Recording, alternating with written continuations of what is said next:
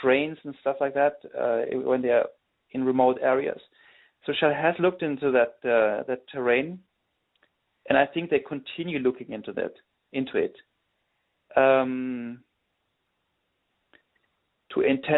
To broaden it. Up to now, there's been a very tedious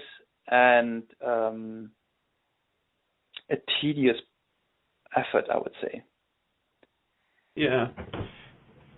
Because the volumes, Shell is in the business of developing LNG, and then you talk big volumes, big consumers, and as little interface commercially as you want, as possible.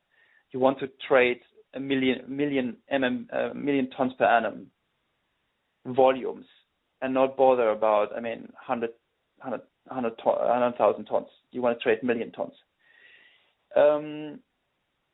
There's of course a big question right now in the marine space. Marine fuel.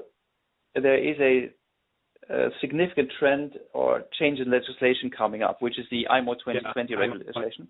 Yep. And so basically the allowable sulfur in marine fuel will drop to 0.5.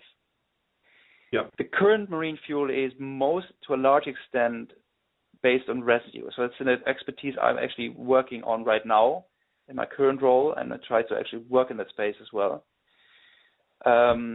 And these volumes that are currently supplied by these heavy fuels, they are up for grabs in a new world.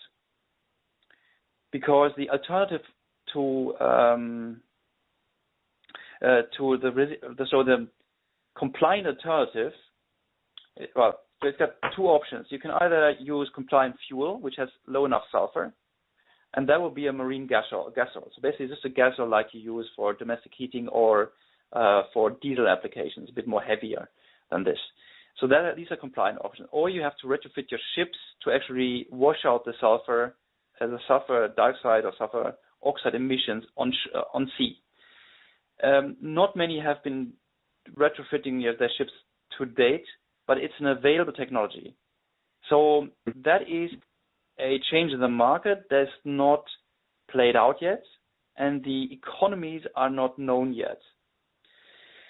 And I basically have to open my spreadsheet because that's something I've been calculating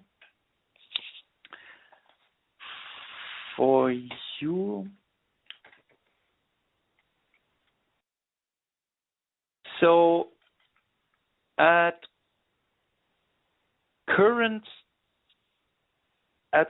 prices, and for that matter, I'm talking about LNG in the order of $10 per MMBTU. Mm-hmm. At these price levels, LNG is cheaper than marine gas oil, and currently at about 15% if you look at heating value, approximate. Yeah. It has a 15% advantage against residual fuel right now, and a 40% advantage against marine gas oil. So it would be it would be from an energy and operating cost perspective, would be cheaper to use LNG. Of course, there are hurdles on the market that you need. LNG is not readily available in all ports, major ports, and right. Your vessel needs to be designed. You need to have the proper tankage, which is not standard in the marine world right now. You need to have ships that can bunker it and then basically transfer the medium.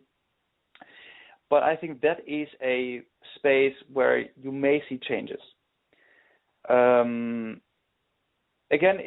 this would only be driven by cost, and it depends. Well, yeah, it depends on cost and how things move. But let's say the prospect there is that there's a huge market, probably in the order of 200 million tons per annum of volume, mm-hmm. where significant parts of that could be supplied by LNG, which then would change also the demand picture for LNG in a significant manner. But so this is a process which is interesting, but how it's really going to play out, that's actually unsure. Yeah. No, fair enough. I think that's really